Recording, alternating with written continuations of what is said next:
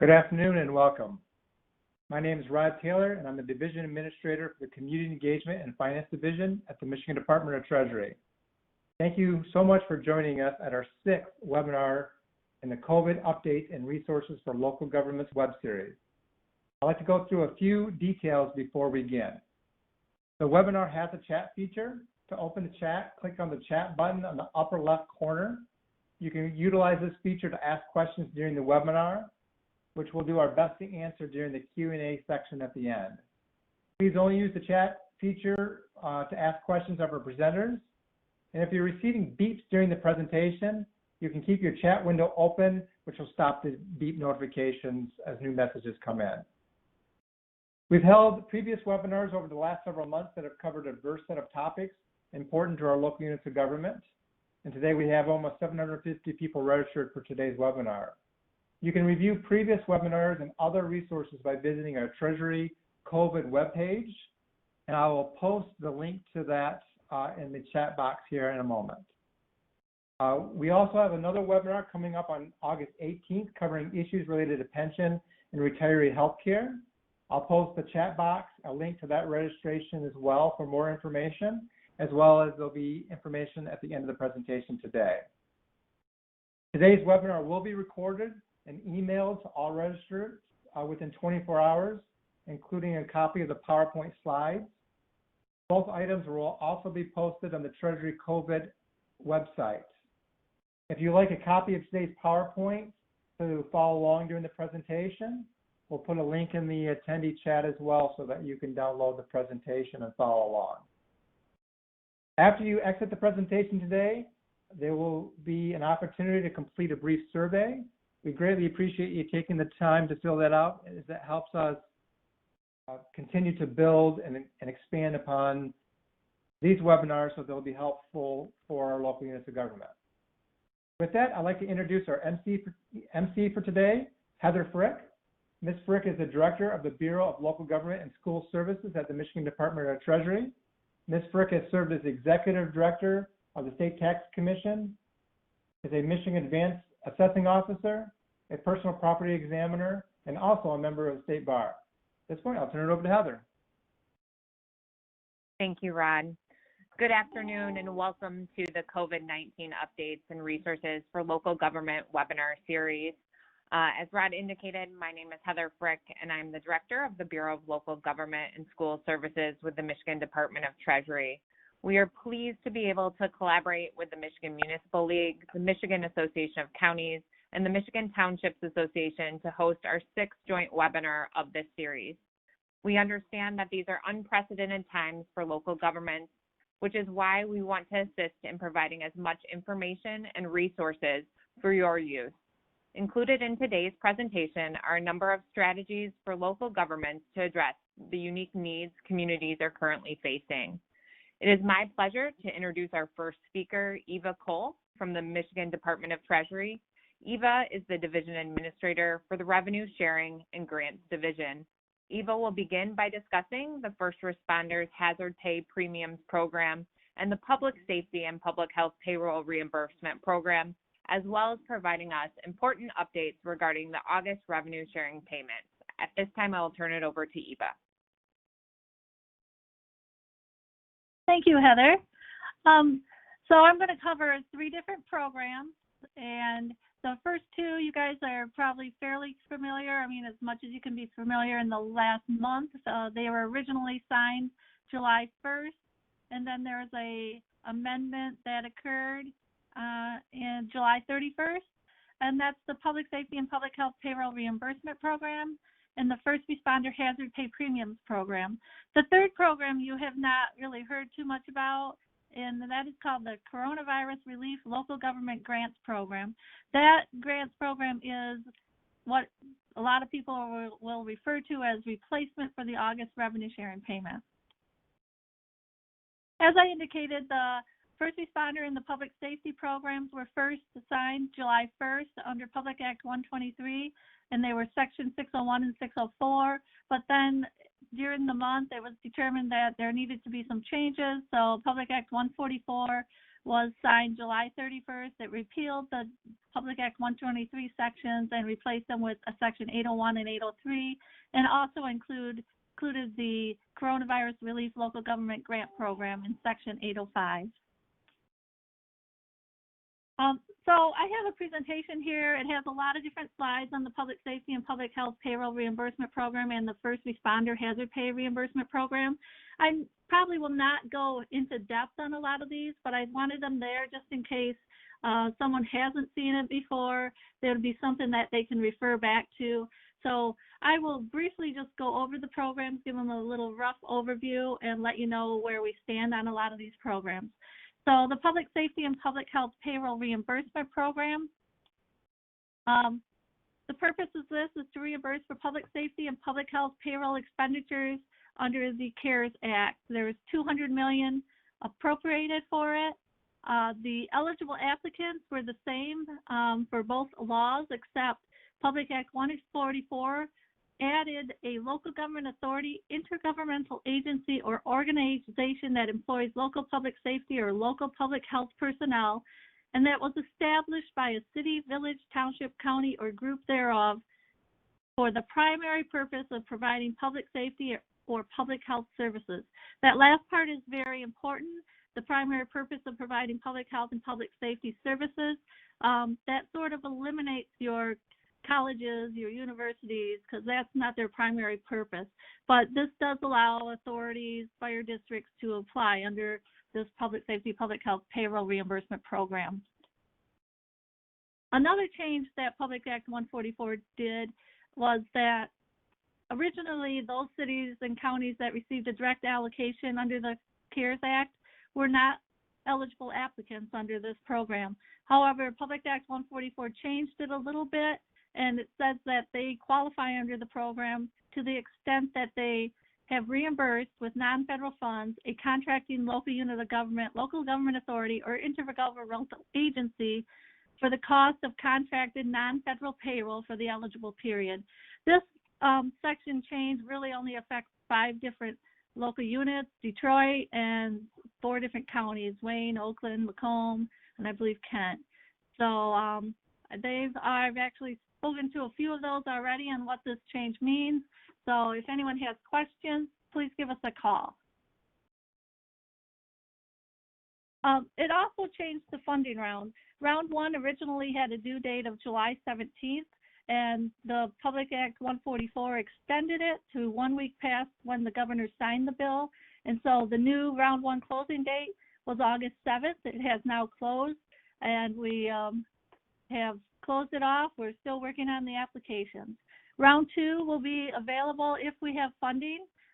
Currently, we've received over 600 applications, and it looks like potentially, because we haven't entered them all, we have about 150 applications that we have to still get entered, but it looks like we're going to be very close to the $200 million appropriation amount. So if we're not, we will we'll open up a round 2. We will contact MML, MTA, MAC, and let everyone know that a round 2 will be opening. We're hoping to be doing that sometime toward the end of August, if that's available or not. We'll be letting people know one way or the other if there will be a round 2 available.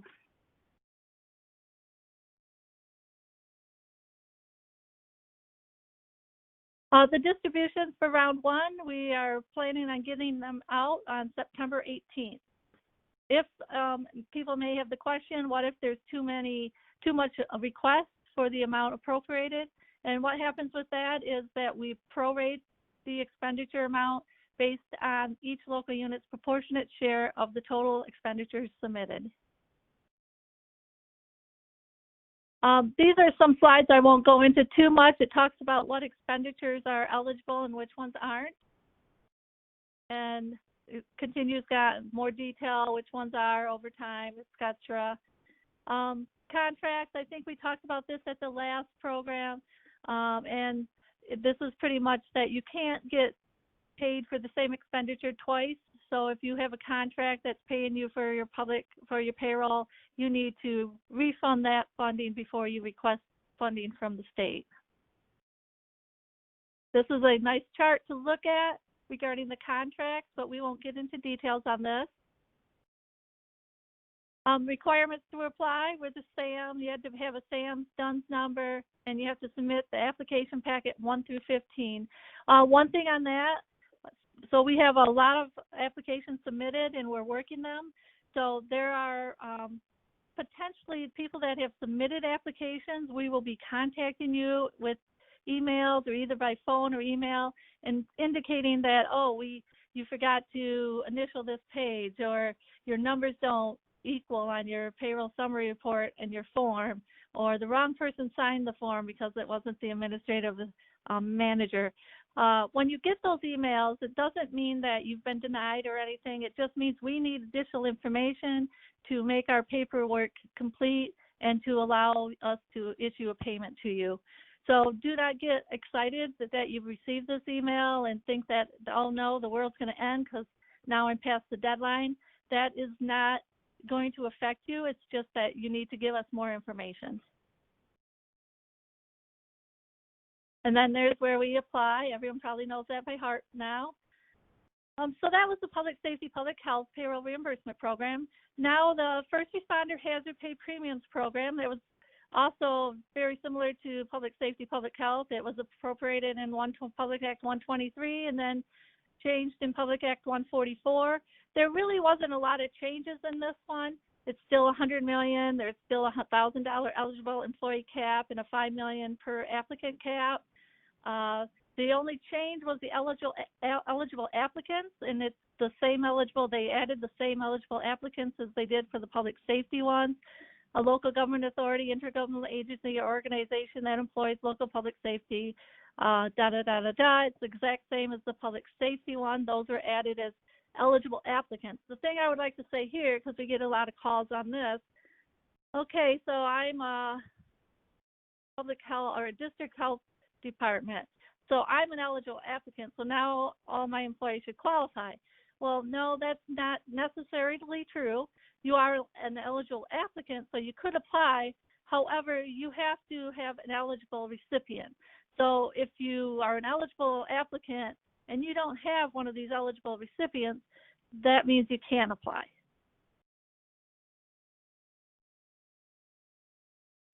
This is just the basic what expenditures can occur.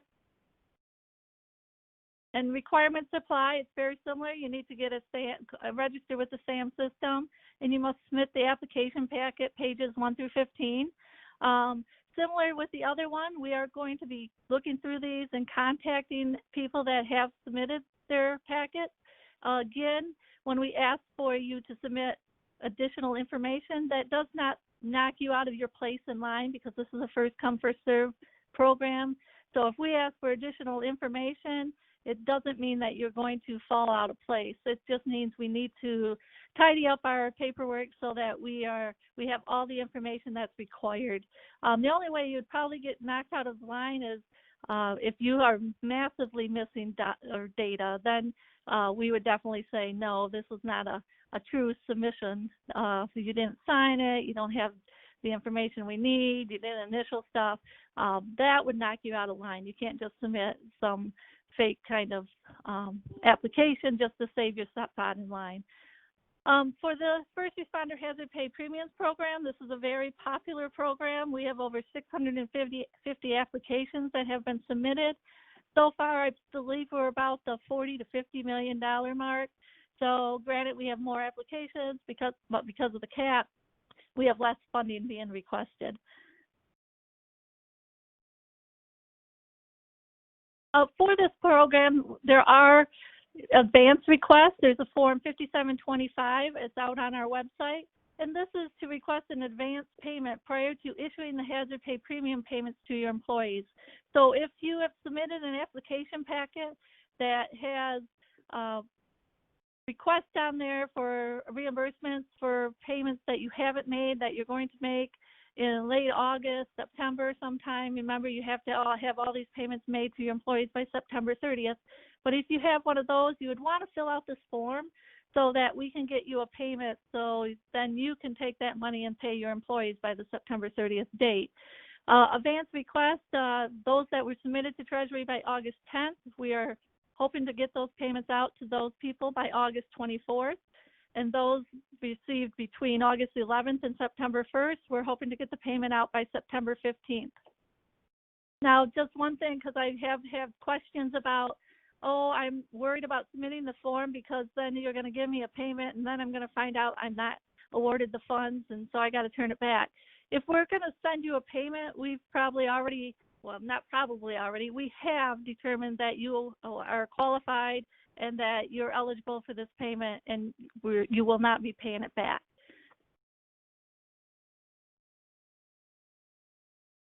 The application period, again, I said this is a first come, first served basis. You probably need to get your application in as soon as you can. However, if you wait till the last moment, you may not get funding, but you do have till September 30th to issue or to submit those applications. Again, this is where you submit them. So those are the two programs that everyone's fairly familiar with, or at least hopefully have heard about a little bit. The new program is something that's actually still in the developmental stages. We don't have the application packets put together yet, but I was going to give you some information on it. In some respects, it's a little bit easier than the other two programs in that you don't have to submit an application packet prior to receiving the funds.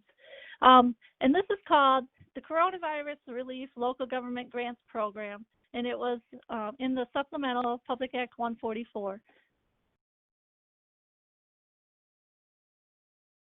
So the purpose of this grant is to provide CRF funding to cities, villages, townships, and counties that were eligible to, not just eligible, that would have received an August 2020 payment under either the City, Village, Township Revenue Sharing Program, the County Revenue Sharing Program, or the County Incentive Program. So I believe there's roughly about 686 local units. So what happened is in the supplemental, they reduced the City, Village, Township Revenue Sharing, the CRS, and the SIP appropriation by the August revenue sharing payment amount, and they replaced it with this funding. They actually replaced it and gave a little extra. So everyone should be receiving the next slide. Put this a little out of order, but roughly eligible local units are going to receive roughly 150% of the amount they would have received in their August 2020 CVTRS, SIP, or CRS payment. So it's a plus. They took away your revenue sharing, but they're giving you a little bit more money. I want to get back to this slide real quickly. So the funds that you're receiving under this grant program are to be used for eligible expenditures under the Coronavirus Aid, Relief, and Economic Security Act, which is the CARES Act.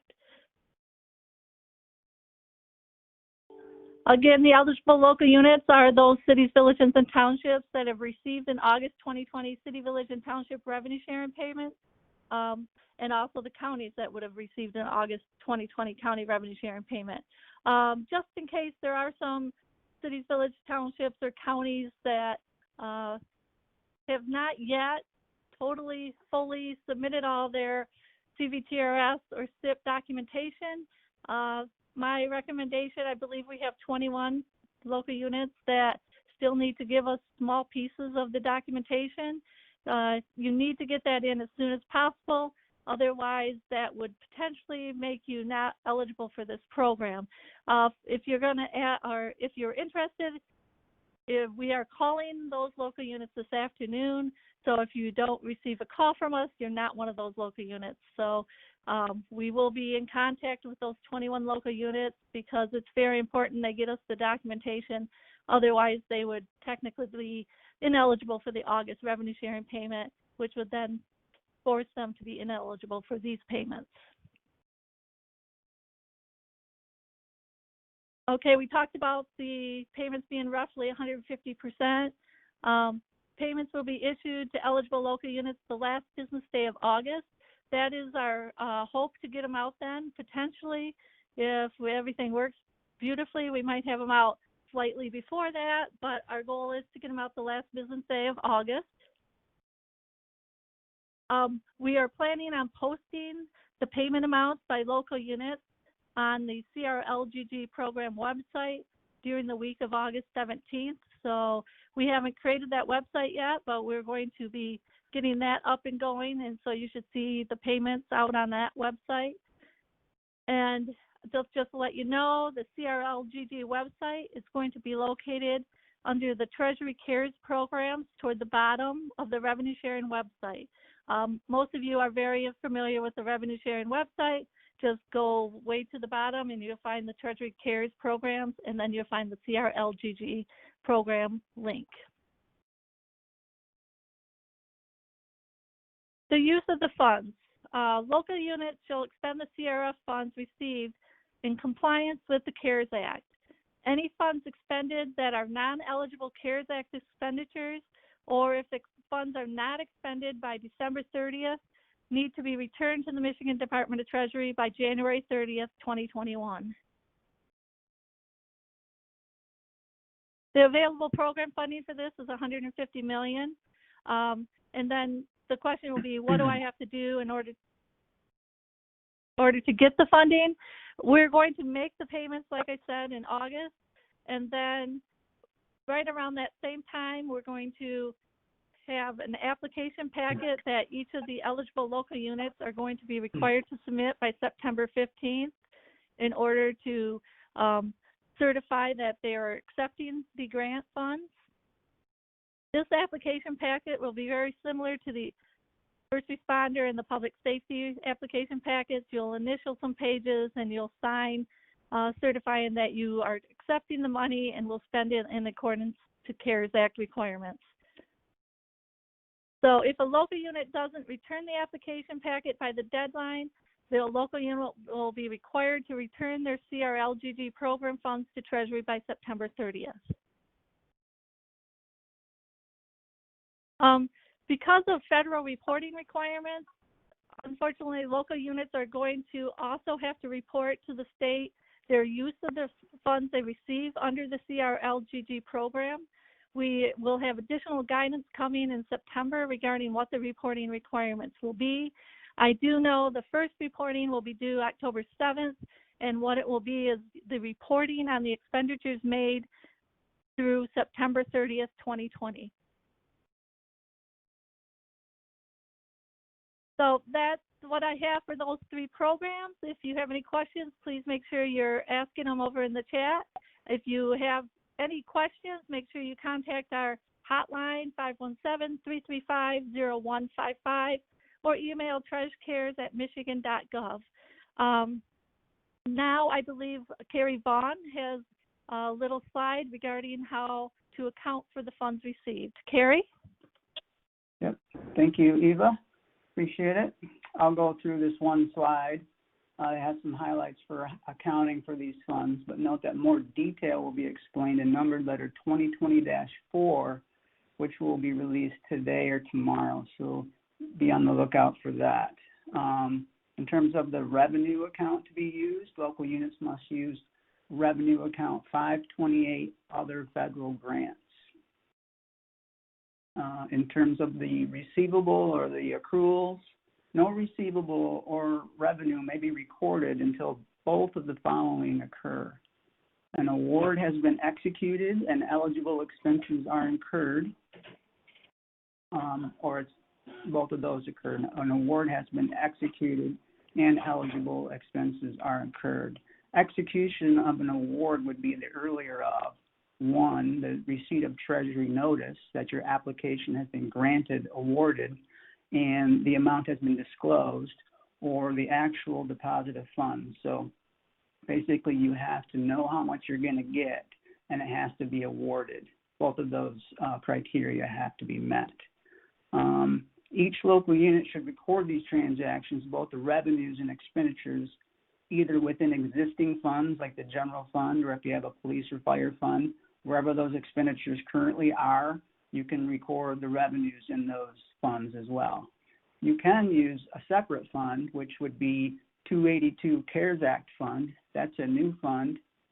If you're going to use the new fund, the 282 CARES Act fund, you'll want to record the corresponding expenditures along with the revenues in that fund. So that would have to be done by journal entry.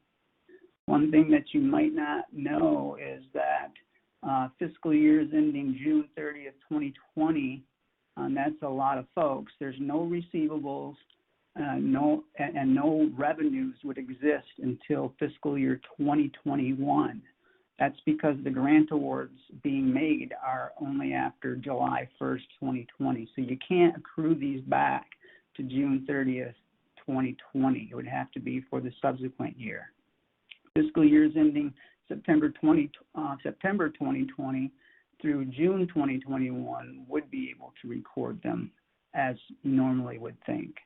Accounts receivable or accounts payable, if you have not received the money, but you have earned it, meaning that the award has been executed and eligible costs are incurred, but the reimbursement just hasn't been received, so you haven't got the cash, then you would record a due from state and a revenue account, that revenue account 528.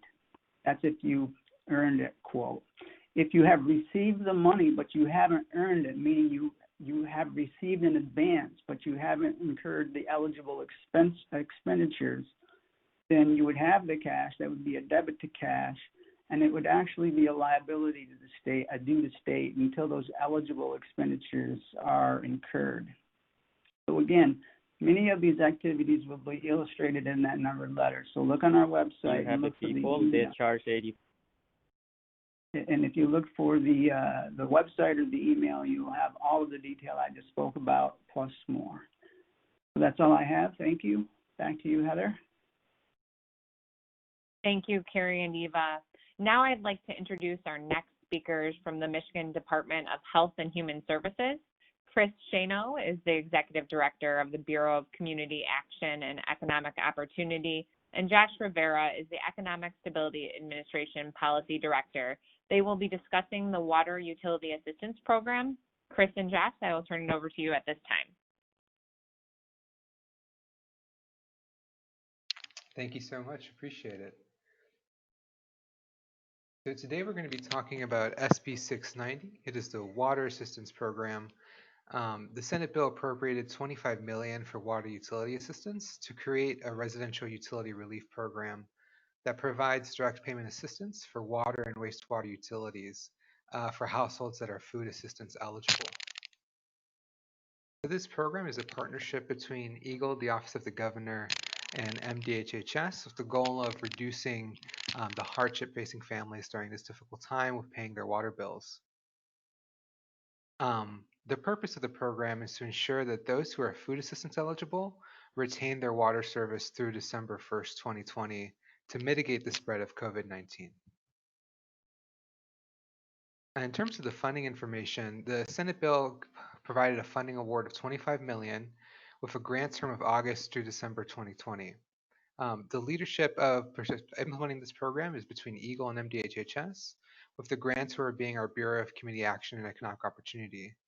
The program will be implemented through our community action agencies, who will serve as partners with the water providers to be able to verify who is food assistance eligible and to pay off those arrearages and fees for those eligible customers. There's a couple of guiding principles and expectations that underlie how the program is administered and created and developed. The first is we want to reduce administrative burden for all partners.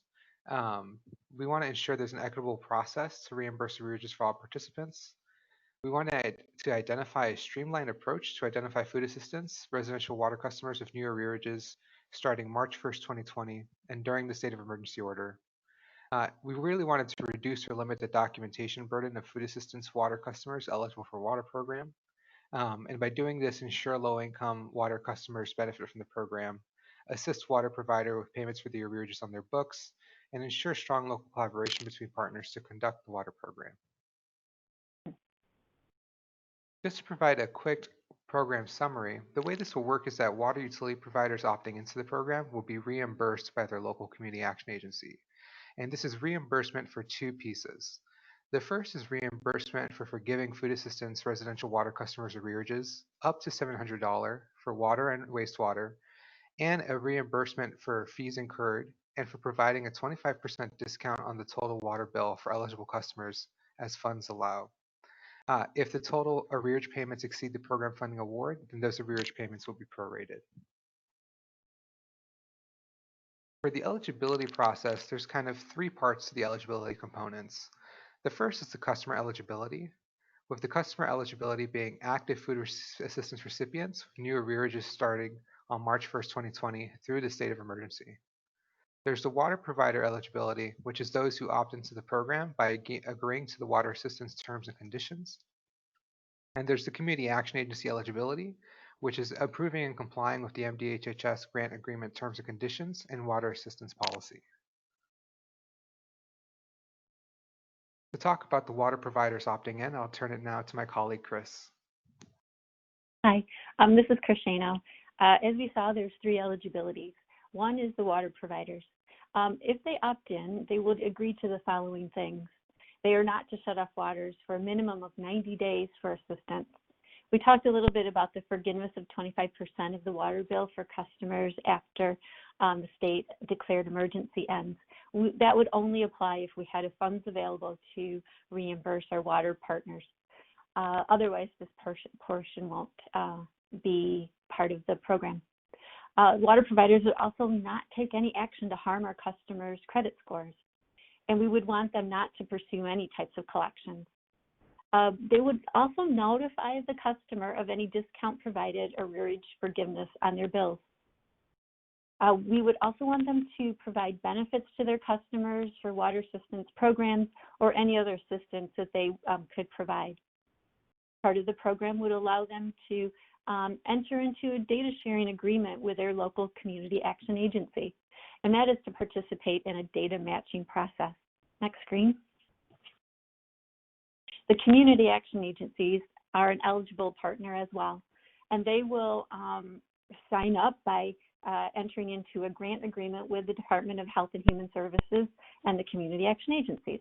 Their agreement would allow them to provide direct payments for all water and wastewater utility arrearages to water providers opting into the program for eligible customers. If funds are available, then we would work on the 25% forgiveness up until December 1st. Community action agencies are working on contacting water providers right now to help them to consider opting into the program. They would create and sign a data sharing agreement between the water providers and themselves to make sure the data matching portion would be successful. They, again, would participate in that data match, and they're able to use at least 4% of the dollars for administration. Next slide. The third big piece to eligibility is our clients. To be eligible for the program, residential water service customers must be actively receiving food assistance at the time of this program. And they also must be customers with new arrearages starting March 1st, 2020 to the end of the state of emergency. As you know, the state of emergency is extended until September, and that's a moving target for us, but we're watching that very closely. Next slide. So I kind of talked a little bit about a data match. As Josh mentioned, we wanted to streamline the eligibility process with 3 different partners, and what we decided could happen was our water providers would be able to share with us arrearage data and customer data. And we would match up with the Department of Health and Human Services Food Assistant Customer Active List. In matching the data, we should be able to identify eligible customers to take advantage of this program. To test our theory, we have several groups that are doing a data match pilot. The Lansing Board of Water and Light, Capital Area Community Action, Grand Rapids, the City of Grand Rapids, and Kent County Community Action Agencies are all working on the data matching pilot. We will be able to review data share agreements that could serve as templates for the rest of the partners. And we will also identify how to successfully match data with water providers' information. We expect this to take 2 to 4 weeks, and we're right in the middle of putting this pilot together. And at the end of the pilot, we will share the results with all the partners in the program. Next slide. So just to recap some of the important pieces to the water assistance program. What timeframes does the water payment program cover? It's really arrearages that start on or after March 1st, 2020, and the program itself runs to the end of December 2020 or until the funding of the program has been exhausted. Another question we get a lot of is who is eligible for assistance with arrearages under this program? It is our residential customers who are receiving food assistance programs. And that's why we need all three partners to come together and help to identify the correct eligibility in this program. Next slide. Two more questions here are, how does a resident apply for this program?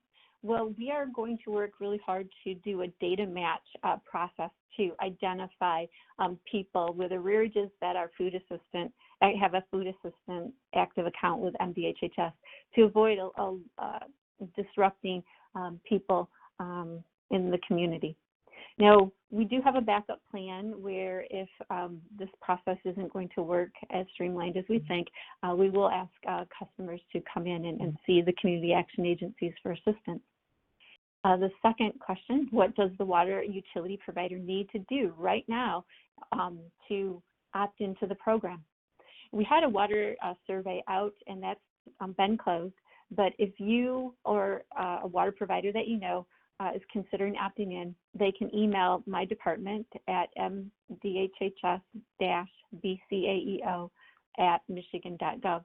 And I'll put that in the chat when I'm done speaking, so you can make sure that we get the water providers that want to opt into this program and sign them up. They can also talk with their local community action agency to get on the list of opt-in water providers. Next slide. And we talked a little bit about how this program works. We're going to do it in phases. Phase one is putting the data matching process together. We're currently running the pilot. Over the next couple weeks, we are looking at water providers working with their local community action agencies to enter into data share agreements. And that's going to prep them up for the data match process. The water providers will pull data based on a template that we'll provide them. We'll upload the information, and it will eventually get to the Department of Health and Human Services, where we'll do a comparison match process. We will identify the eligible customers and then send it to the community action agencies, and they will make sure that arrearage dollar amounts are identified by each customer and send that data back to the water providers, along with a check for each qualifying eligible person with a $700 limit on those arrearage costs. So it's up and then down based on this data matching process. Next slide. What does the program provide for eligible households? We talked a little bit about that. The main dollar amount in this program is that we could help customers who are food assistant, active food assistant recipients with up to $700 in arrearages for water and wastewater utilities. We've discussed also that if a water provider can separate the bill into the arrearage for water and an arrearage for wastewater, we could do up to at least $1,400 for those customers. Next slide. Our timetable. It's a moving target, but we've already held our kickoff meeting in July. We're working on the data matching and data sharing work in August, and we're hoping by the end of September into October that the process goes smoothly and we are able to start to make payments to water providers for customers with arrearages. Next slide. And here's our email address, the mdhhs-bcaeo@michigan.gov. If you have any questions about opting into the program, any questions about the program itself, and there's a lot of details to it and a lot of partnerships happening on the ground, please email those questions to us and we'll put you on a mailing list. We send weekly emails on the different activities centered around this program, and we're very excited about you working with us. Thank you. Thank you, Chris and Josh. Next, I would like to introduce Michelle Wildman from the Michigan Economic Development Corporation. Michelle is the Senior Vice President of Community Development. She will be discussing opportunities for local government to support businesses. Michelle? Yes, thank you for having me. So I'm going to talk about a few tools today that are most applicable to uh, small business. With that said, the MEDC has launched about 19 response programs since March, and so I'm not, in the interest of time and relevancy, I'm not going to cover all of them today. But you can look for those additional resources by visiting michiganbusiness.org/COVID-19. We continue to update that as additional federal and state resources and funding become available. So, check that site for small business opportunities that are the ones that I talked about today, as well as those that we may find additional funding or resource for in the future. So one of the two tools that I want to talk about is the Initiate. This is a partnership between our community development and capital access teams, along with a group called Northern Initiatives. It's an online learning portal that gives small businesses access to resources that will help them continue to grow and thrive in today's economy. They cover topics related to, obviously, COVID-19 and reopening resources, but also topics like money, marketing, and management issues, and things that may be more relevant, even more so today. The tool is available for small businesses working through a local partner as part of their business retention efforts. This could include local government, along with the entities you may partner with, downtown development authorities, Main Street organizations, or other economic development partners that may be helping you. So it's definitely a good resource for them to check out. In order to make best use of the portal, the MEDC launched a training series focused on how to use the portal to assist the small businesses within your community. The programming available on the portal supports the community's desire to retain businesses within their district, and also offers resources for the local entrepreneurial ecosystem, as well as things that your staff may find helpful in fielding questions. There's some of the topics, but a quick note about the audience for the tool. This is really designed to help those partners, such as Main Street organizations and downtown development authorities, work more effectively with local businesses and provide them additional resources. It's also open to borrowers or prospective borrowers of financial institutions, CDFIs, or other partners that may have obtained loan funding from the Michigan Strategic Fund in the past.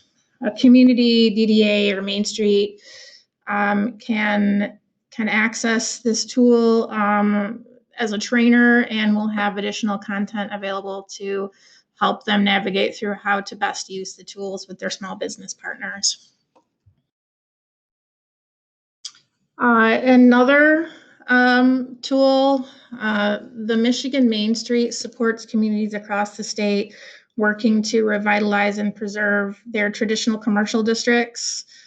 As a way to help navigate the complexities of reopening, in partnership with the National Main Street Center, the Reopen Main Street website was developed to compile a variety of recovery resources into one website. This is available to all Michigan communities and includes reopening strategies, how-to videos, ideas, hints, and tips for businesses and business districts and organizations. And there's some additional information on that site. Before COVID-19 hit, Michigan was already known for success in utilizing public and private partnerships. And so what we have found is that examples, as we've been in the field talking to customers, well, not in the field, virtually in the field, if you will, that some of the best examples of reopening and resiliency strategies have come through some of those same public-private partnerships and the engagement that that all of you are having with the small businesses within your community. So I thought it might help to talk to show a few of the community examples that have been highlighted for us and some of the strategies there. Certainly in these examples, the reaching out to those partners who went through it and hearing all of the what worked and what didn't might be helpful. But in case anything is helpful for all of you as you're navigating similar challenges in a COVID-19 realm, wanted to share these. One of the examples, Milan, which is a select level Main Street community, developed a downtown reopening plan after considering feedback and input from not only the public, but also business owners as well. Their plan includes things like 15-minute parking spaces, street closure to create additional outdoor dining. We've seen that actually in several communities throughout the state.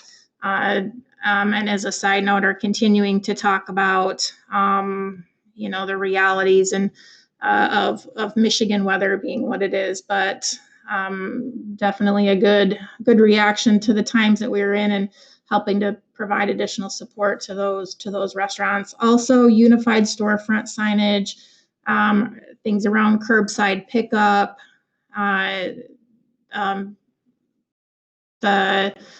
also signage around things like sanitizer, touch-free payments that can be consistently used across businesses, as well as parking implications within the commercial corridors that can help folks be more responsive to how people are shopping and visiting businesses these days. Another example, Lansing, which is a Michigan Main Street as well, revisited their annual celebration. I know many of us have had events, or many communities rather, have had events that have been canceled. In this case, they marketed a choose your own small business adventure where that could include safe, socially distanced in-person visiting, as well as virtual and curbside, depending on the individual desire of the person that was participating. They promoted access to a week's worth of specific supporting downtown businesses through the purchase of a digital passport, and created things, or allowed folks to enjoy virtual scavenger hunts, drive-in movie screenings, and that sort of thing. The next is really an example of a website and how you can promote easy access to, allow the public to get information by finding out what businesses are actually open, as well as which ones have takeout, hours that may have changed in response, and really creating that unified site as a way for folks to get more information and continue to utilize small businesses, whether they be retail, restaurants, or the other things that we see that have been impacted by COVID-19. And then the final just bucket of things that I will talk about are just the regulatory changes, just a couple of examples that you can see there and what they did in response to, to just allowing a little bit easier access for small business in the COVID-19 realm, and the things that you may consider there. I'll also say that we have technical assistance staff who are available to kind of help in talking through some of those things. and, providing additional detail for things that may be applicable to what you're considering locally. And just a couple of pictures of additional outdoor dining. The best place to stay up to date on our resources are really you can help local businesses or show them where to look for access for the various tools that we've been rolling out.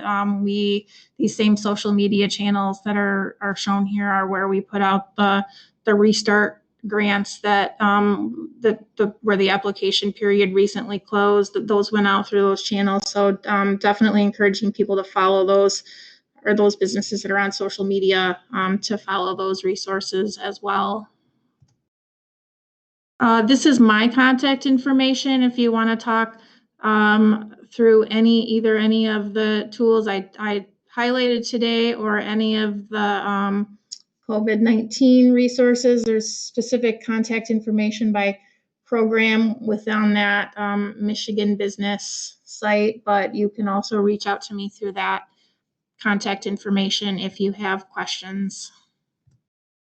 And thanks for your time. Thank you, Michelle. Next, I would like to introduce Penny Berger from the Emergency Management and Homeland Security Division of the Michigan State Police. Penny will be providing a FEMA update. Penny? Yeah, good afternoon. Thank you. Thanks for joining, everybody. I'm just going to keep it kind of brief on the FEMA update. If we could advance to the next slide. Currently, we have 761 applicants that are registered in the FEMA grants portal. They register, that's our private nonprofits and local units of government that have incurred costs related to COVID-19. They have to register, that's the Federal Disaster Management grant system. They register and submit a request for public assistance, which puts FEMA on notice that they should expect some reimbursement requests to be coming through.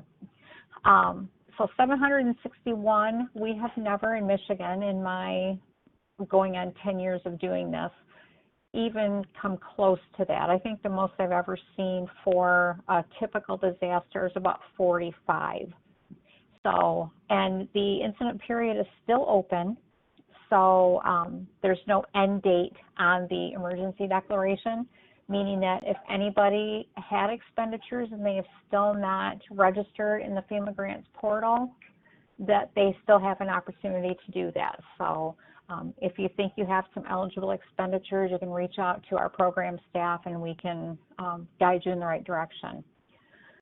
To date, $314.7 million in costs related to COVID-19 have been put into the grants portal, and that's only 214 projects. I am estimating, in working with the local units that I have been in the state agencies, we're going to top about $950 million. That's my guess. So we're going to see how that goes. And again, this is a 75% federal share, 25% applicant share grant program. So, and when we did get this emergency declaration, the eligible expenses for this were emergency protective measures. So what were you doing at that point when COVID first started, we first got that declaration to protect the citizens, protect your first responders? It's a lot of medical type of things, a lot of the PPE. If you had to put communications out for the health and well-being of the general public, those were the kind of eligible costs. We see some public facilities, which is a big one for our local units of government. If you have a public facility that you had to do some special deep disinfecting of, that's an eligible cost for FEMA PA. I can provide we have some FEMA fact sheets. I can work to get those put with the presentation and that material. So we did have a question, and I put it in here because I'm getting this question every few days, it seems like.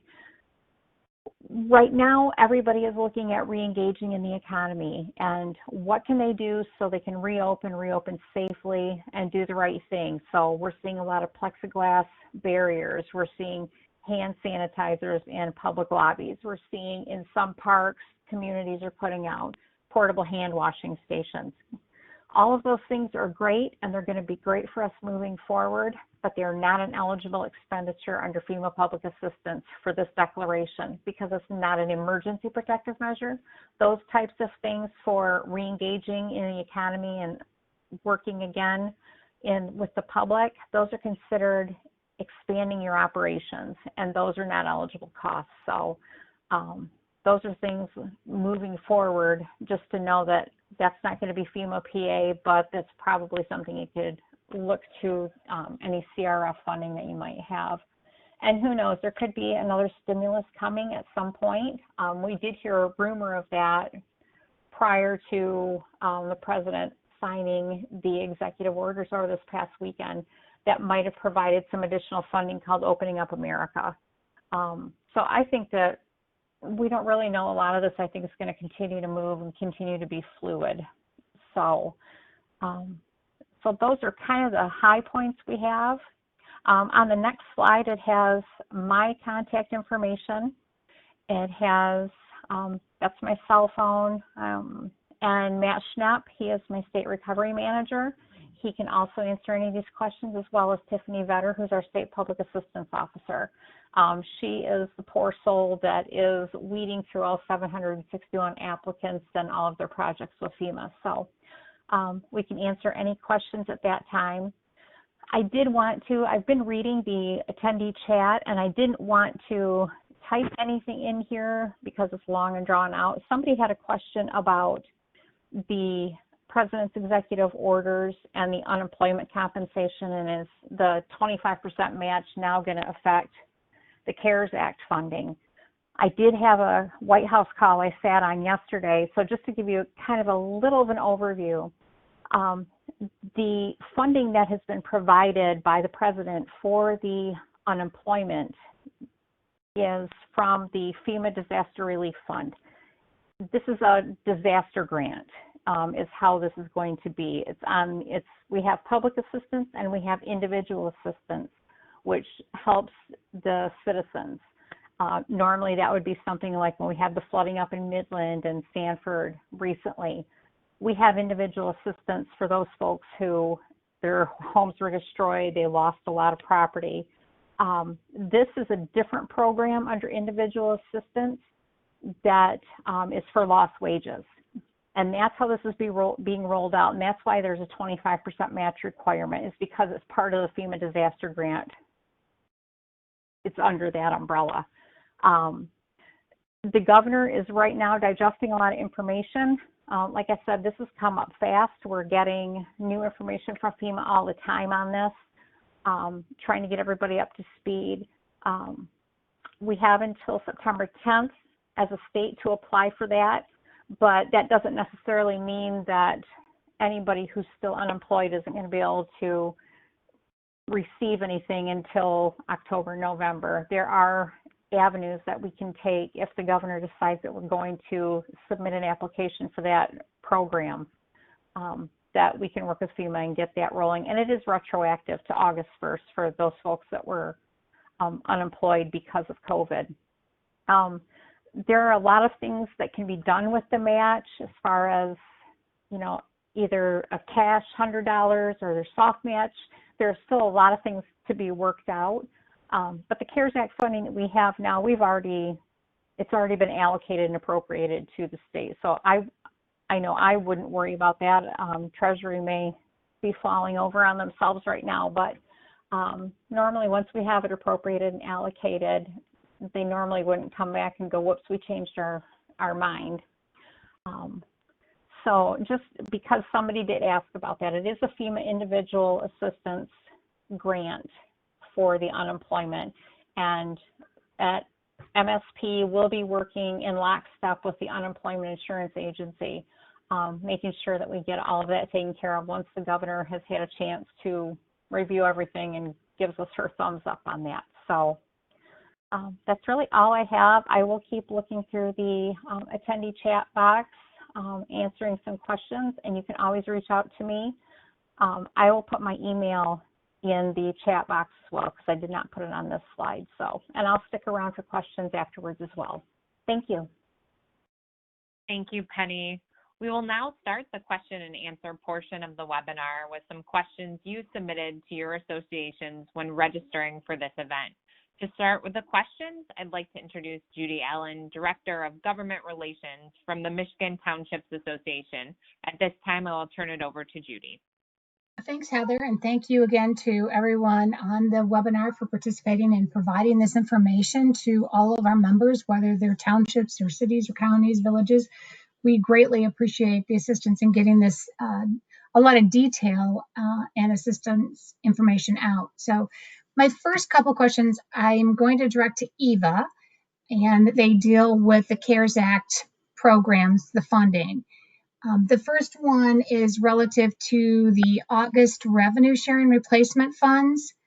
Local units, I know we've heard from, want to ensure that they have sufficient expenditures that meet the CARES Act requirements. And I noted that Penny referenced in her comments there may be additional flexibility coming from the federal level. At least we're hopeful it is. So if I'm a local unit and I've submitted for April and May public safety and public health payroll expenditures, would I be able to use like my June through December public safety and public health payroll expenditures for eligible replacement funds? And just a quick follow-up is, could you provide any examples of eligible expenditures that we could use in the period that have to be in? And just to be clear, that's not me typing.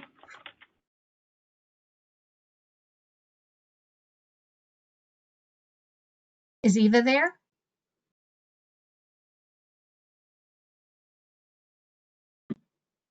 Eva, if you're not there, Juanita, could you maybe answer this question?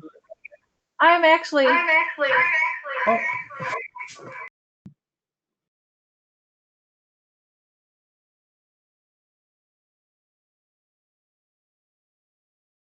Can you hear me now without any feedback? A little bit of feedback, we hear you better. Okay. So yes, just one moment.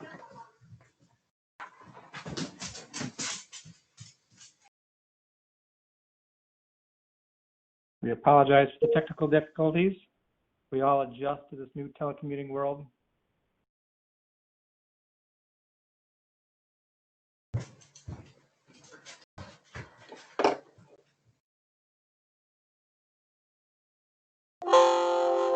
Okay, you probably can hear me. I'm not sure if I can hear you very well, but yes, in answer to your question, if a local unit applied for the April and May Public Safety Public Health Payroll Reimbursement Program and got reimbursed for those, they could not use those on the new revenue sharing payment replacement, the CARES funding for that.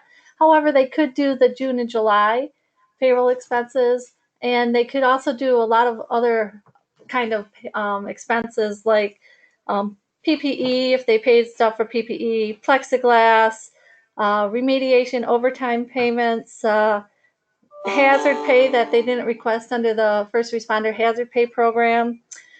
They could use for the FEMA match, I've heard, but maybe that's changing all the time, but I've been told that they could use it for the match.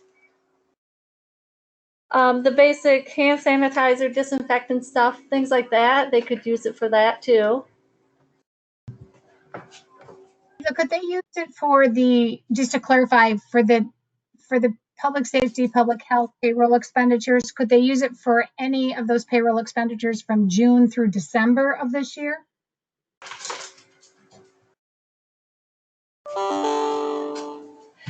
Yes, they could use it for any expenses that have occurred March 1st, 2020 through December 30th, 2020. So it could be for any COVID or any COVID related CARES Act funding or eligible expenditures that have occurred during that time period.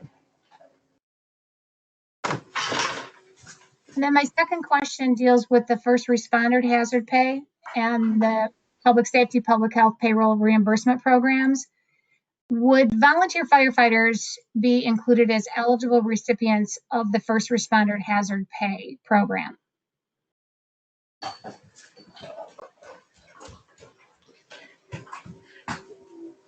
Yes, volunteer firefighters are eligible under the first responder hazard pay premium program. Okay. And then on the public safety, public health payroll reimbursement program, question on the eligibility for the number of employee salaries. For example, would municipal employees working for a wastewater treatment plant or a water filtration plant, garbage, or municipal electric services, would they be considered public safety workers? And then just a final one about election workers, would they also be considered public safety workers? DPW workers are not considered eligible under the public safety, public health payroll reimbursement program or the first responder hazard pay program. However, they would be eligible expenditures if a local unit can show that they are working for COVID related functions. They would be eligible under the CRLGG program. So only for those local units who would normally get a CVT or county revenue sharing payment in August? Can you repeat that question? So based on your last comment, it might be eligible expense for that 1.5 times or that 150% of if you're a city or township or village, your CVT, or if you're a county, your revenue sharing program.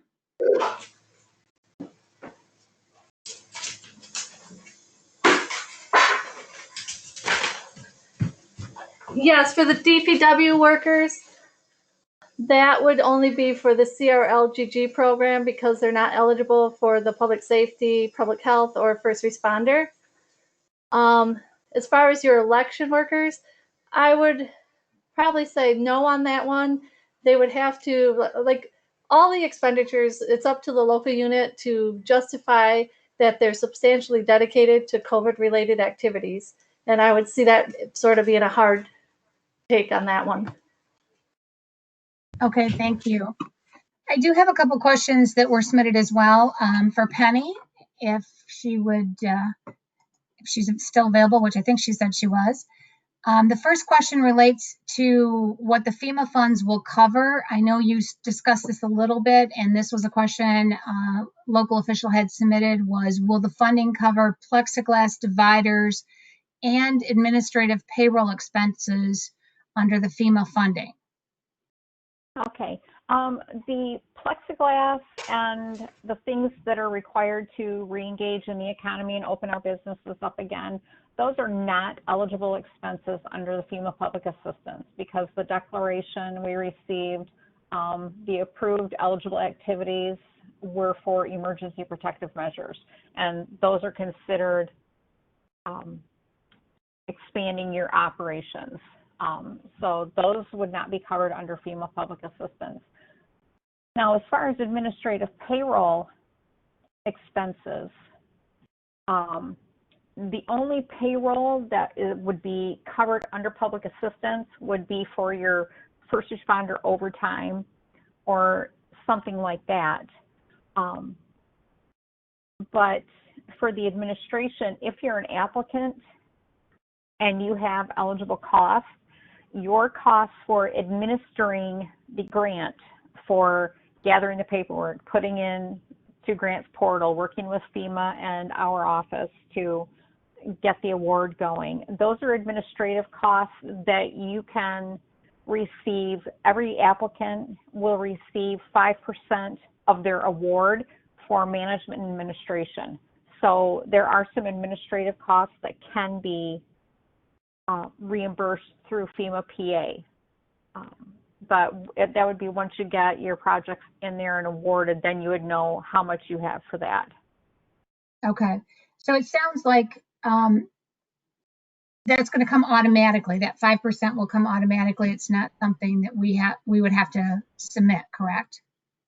Correct. Yeah. Once you have, let's say you have a project you're submitting for your personal protective equipment, and you have a $100,000 project, and FEMA gives it its blessing, and you get the $100,000 award, then you would have 5% of that $100,000 award that you could charge and get reimbursed 75% of from FEMA for administering and managing the grant. And everything you have to do administratively, because there's a lot of tedious paperwork sometimes, and that would cover that. Okay. And I think the next question that was raised, you kind of added it to your presentation and answered it with the recent federal executive actions that occurred over the weekend, the $44 billion of FEMA funds that were allocated for or directed towards additional weekly unemployment benefits. The question that was posed to us was, would there be any impact on the grants that local units have already been submitted? Or I know there are some second round programs that are going to be opening up through FEMA shortly, or hopefully before the end of the month, whether or not those dollars, but from what you said, if I'm correct, that those would not be impacted at all? To the best of my knowledge, those would not be impacted at all. The Okay. disaster recovery fund, there's a lot of money in there. I know $44 billion was set aside for this, for the unemployment piece that the president signed into an executive order over the weekend. But right now, we're not hearing anything of it impacting anything that's coming out. So I know that we're still waiting for a lot of things to come from FEMA. They're crazy right now, like the Opening Up America. We should have heard by now, and that was going to be part of the stimulus package, I believe, to provide some guidance and maybe some funding to go along with that, but we're not really sure when that will come out. Right, but I do know yesterday, I think it was, we received notice that there's a second round application for volunteer and combination fire departments, but the applications aren't available yet. So that was just a question that we had received, was like, are these funds going to be in jeopardy? So hopefully not. And thank you. Yeah, not that I know of. Yeah. Anything we do find out, we will collaborate and get the word out if we find out anything otherwise. Thank you. Heather or Chris? Thank you, Judy. Thank you, Judy. I will hand it off now to Chris Hackbarth, Director of State and Federal Affairs from the Michigan Municipal League. Chris, what questions do you have that have come in during the webinar today to present to our panelists? Hi, Heather. Thank you, everybody, for joining today. We obviously had a lot of activity, a lot of interest, a lot of questions on some of the programs. Appreciate Treasury's work in obviously a very short time period to get some of these programs rolling. Eva, just kind of in going back over the questions about, early on in your presentation, you talked about, some folks who may not be eligible for August. Those are folks who back last December did not submit their dashboard certification for their existing CVTRS payment. Is that correct? All right, I have my technology all fixed out now, so hopefully you can hear me okay. No, it's not those. So those people that did not submit at all any form of the CVTRS submission, they are not going to receive a CRLGG payment. However, what I'm talking about, there's 21 communities that they did submit their CVTRS documentation by the December 1st date or by the first day of a payment month. And we've been working with them throughout the time now to get the documentation up to date. So they're probably missing some portion of their debt service report, or they're missing something to do with their performance dashboard. So they're just missing some little piece. So that's really not much on each one of them, but we've been contacting them and they haven't been responding. And now is the time that they need to get it to us or they become ineligible. But if any community has been receiving their normal CVTRS throughout the rest of the year before now, they shouldn't have to worry about being on that list. No, that is not true. Oh. We have been issuing the payments, but with the impression that they will be getting us the documentation. So we have been paying all along for these local units, with the hope that, because again, this is a huge program that everything's due on one day, and there's no way we can review everything in that time period to make sure it looks all good. So we worked with local units to get things corrected, and there's just 21 local units that still have very small pieces outstanding. I know we contacted them last week, and then we also contacted them this afternoon. So just those 21 local units just have to get us probably very small pieces of documentation, something on their debt service report probably, or very small things that are very workable that they can get to us. It's just they need to make sure they get it to us so that we don't knock them off of the list. So in terms of going forward, we've had a lot of questions, I know, through the chat box, just in terms of the process for the August revenue sharing replacement. Communities, I saw from your timeline on your slide, they should expect to receive that payment coming out, that replacement, 150% replacement, around the end of August, early September. And then after that, they will get a certification document from the department, application that they need to complete, and some guidance with regard to reporting after the fact, just for those federal dollars, not the rest of their CVTRS payment, correct? Correct. It's just for the federal dollars, and the timeline would be pretty much, we're going to put out on the website what the by payee, what the payment amounts will be. We'll issue the payments, which we really hope to get out before the very end of August, but right around the end of August. And in that same period of time, toward the end of August, we hope to issue the application packet. We're going to have it on the website. Of course, we'd probably tell, MTA, MAC, MML that it's out there. And we also are going to try to send the application packets to the contact on record for the CVTRS and SIP programs. We do have contacts for that, so we were going to try to email the packets out to them too. I know we saw some questions, Carrie, Vaughn, if you're still on, with regard to the accounting, number of questions with regard to accounting. Obviously, some questions came up with language that was written into the bill that may not actually be appropriate from an accounting standpoint. So your feeling is that the actual accounting and auditing standards should trump the language that may have been inappropriately inserted into the bill, correct? Yeah, this is Carrie. I mean, the statute says you may accrue it back to June 30th, 2020, but that is not generally accepted accounting principles. That's not GAAP. So your auditors may want to modify their audit opinion based on that activity on the local unit's part. We don't like modified opinions at Treasury. We recommend against that. There's other parts of statutes that say you should go according to GAAP if at all possible. So we strongly recommend you comply with GAAP back to June. Okay. And Penny, if you're on, I know early in the chat box we had a question with regard to folks who were certifying on the SAMS portal. If there are questions or additional documentation someone needs to submit in order to make sure that their status is valid, who should they be connecting with, or how can they verify that their status is okay or that they don't need any more documentation?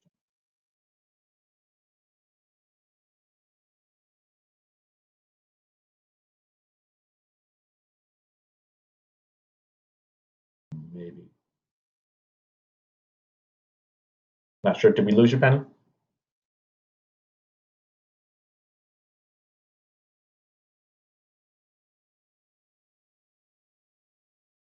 All right. Well, we'll work with. Oh, I was gonna say, I think we'll have to move on, Chris. That's fine. We'll work with Penny and Treasury and have that answer available as we work with the departments to get information posted after the fact here. I know the League and I know MTA. I'm sure MAC and Treasury all have links to the U.S. Treasury FAQs. I think it may have even popped into the chat box here. So certainly, as folks are gearing up for whatever guidance and documentation Michigan Treasury puts out for the August replacement funding. They can start to look at what U.S. Treasury has put out. And again, that information is on all of our organization websites as well. So thank you. Those are the questions I have today. Appreciate everyone's time. Thank you, Chris. We have reached the end of our webinar. We hope there have been some information presented during this time that you can utilize in your community. We want to thank our speakers and our partners, MML, MTA, MAC, for participating in today's presentation. The presentation and recording from today's webinar will be available on Treasury's local government COVID information webpage within 24 hours. In addition, Treasury will be hosting a pension and retiree healthcare local retirement webinar on Tuesday, August 18th at 2 p.m. The registration link is available on that webpage and also included in the attendee chat bar of today's webinar. Finally, we encourage attendees to participate in the survey following today's presentation. This survey is used to generate ideas for future webinars and to ensure we are discussing topics important to you. On behalf of our presenters and partners, we want to thank you for joining us today at our COVID-19 updates and resources for local government webinar series. This concludes today's webinar presentation. Have a wonderful day and stay safe.